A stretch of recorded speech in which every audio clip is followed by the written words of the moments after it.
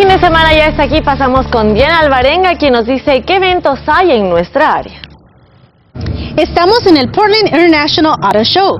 Según es un evento para toda la familia. Es por eso que estamos aquí para comprobarlo. Pero antes veamos qué hay en la cartelera este fin de semana. From Prada to Nada. Trata de dos hermanas que viven con su padre en una lujosa mansión.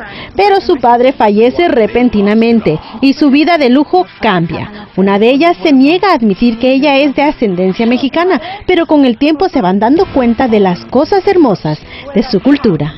Y la recién nominada película al Oscar Beautiful, con Javier Bardem, regresa a la cartelera en ciertos teatros. Esta película retrata la historia de Uxbal, un padre abnegado e hijo desamparado atraído por los fantasmas y sensible a los espíritus.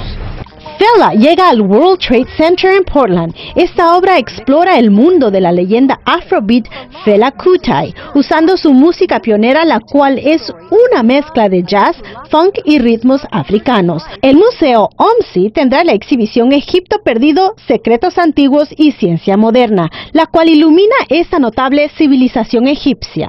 Estamos de regreso en el Portland International Auto Show y si cree que solo viene a ver carros aquí, está equivocado. En el Wellness Garage estarán ofreciendo exámenes físicos gratuitos. Además, los niños tendrán una oportunidad de ganarse un Xbox. Y el show cuenta con varias salas de exhibiciones, una de ellas diseñada para los pequeños, la cual también tiene cuidado de niños.